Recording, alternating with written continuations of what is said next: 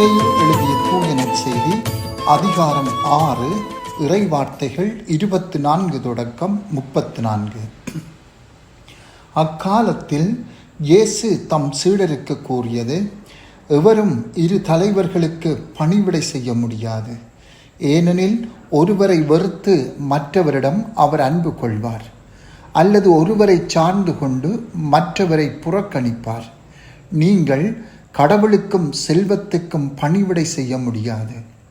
ஆகவே நான் உங்களுக்கு சொல்கிறேன், உயிர் வாழ எதை உண்பது, எதை குடிப்பது என்றோ, உடலுக்கு எதை உடுத்துவது என்றோ நீங்கள் கவலை கொள்ளாதீர்கள்.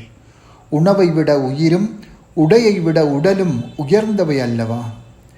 வானத்து பறவைகளை நோக்குங்கள், அவை விதைப்பதும் இல்லை, அறுப்பதும் இல்லை, களஞ்சியத்தில் சேர்த்து வைப்பதும் இல்லை.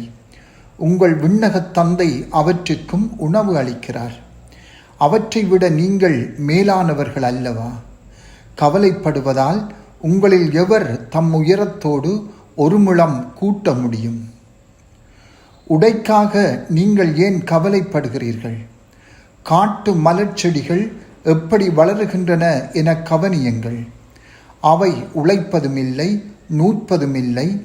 ஆனால் சாலமோன் கூட தம் மேன்மையில் எல்லாம் அவற்றில் ஒன்றைப் போலவும் அணிந்திருந்ததில்லை என நான் உங்களுக்கு சொல்கிறேன்.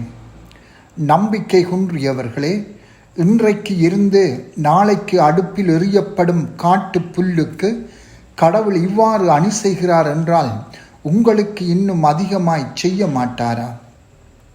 ஆகவே எதை உண்போம், எதை குடிப்போம், எதை அணிவோம் என கவலை கொள்ளாதீர்கள். ஏனெனில் பிற இனத்தவரே இவற்றையெல்லாம் நாடுவர். உங்களுக்கு இவை யாவும் தேவை என உங்கள் விண்ணகத் தந்தைக்கு தெரியும். ஆகவே அனைத்திற்கும் மேலாக அவரது ஆட்சியையும் அவருக்கு ஏற்புடையவற்றையும் நாடுங்கள். அப்போது இவை அனைத்தும் உங்களுக்கு சேர்த்து கொடுக்கப்படும். ஆகையால் நாளைக்காக கவலைப்படாதீர்கள்.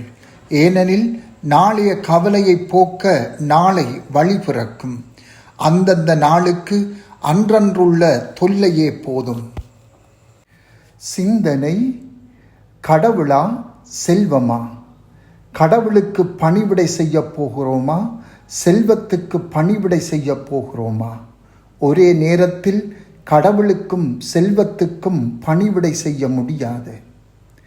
கடவுளின் அரசை நாம் கட்டியெழுப்ப வேண்டுமென்றால் நற்செய்தியில் இருந்தும் கடவுளின் அரசை கட்டும் பணியில் இருந்தும் நம்மை விலக்கி வைக்கும் உலகியல் செல்வாக்குகளுக்கு எதிராக நாம் விழிப்பாயிருக்க வேண்டும்.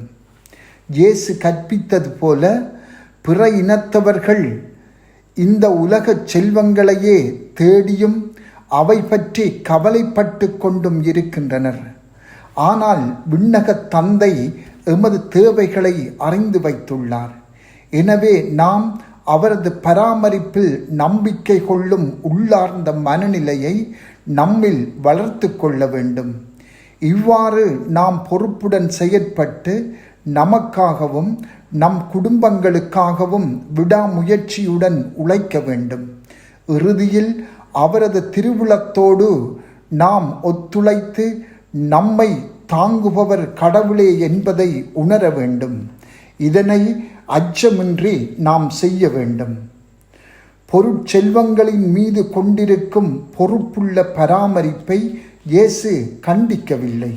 மாறாக உலக கவலையை பற்றி அவர் எச்சரிக்கின்றார்.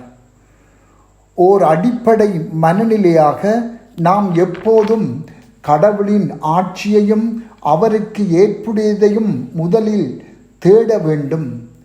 அப்போது இவை அனைத்தும் எங்களுக்கு சேர்த்து கொடுக்கப்படும். அதாவது கடவுளின் அரசை எம் இதயங்களிலும் எம் குடும்பங்களிலும் நம் சமுதாயத்திலும் கட்டி எழுப்புவதே நம் மிக பெரிய விருப்பமாக இருந்தால் அவர் நம் தேவைகளை பூர்த்தி செய்வார் என்று நம்பலாம். அப்போது நாம் அவரது பணியில் முழுமையாக அக்கறை கொண்டு உழைக்க முடியும். ஆறுதலான வார்த்தைகளோடு இயேசு இந்த நற்செய்தியை முடிக்கின்றார். நாளைக்காக கவலைப்படாதீர்கள். நாளைய கவலையை போக்க நாளை வழிபிறக்கும். அந்தந்த நாளுக்கு அன்றன்றுள்ள தொல்லையே போதும். கடவுளின் ஆட்சியையும் அவருக்கு ஏற்புடையவற்றையும் முதலில் நாங்கள் தேடுகின்றோமா என்று இன்று சிந்திப்போம். எமது ஆசை கடவுளுக்கானதாக இருக்கும் போது நாங்கள் அமைதியையும் உள்ளார்ந்த ஒழுக்கத்தையும் அனுபவிப்போம். ஆனால் எம் உள்ளங்கள் உலக செல்வம் பற்றி கவலை கொள்ளும் போது நாம் கலக்கமடைந்து சுமைகளோடு வாழ்வோம். செபம். ஆண்டவரே, நாம் எப்போதும் உமது அரசையும் உம்மையும் தேட இவ்வுலக செல்வங்களின் கற்றுக்களில் இருந்து எம்மை விடுவித்துக் கொள்ள அருள் தாரும். ஆமென்.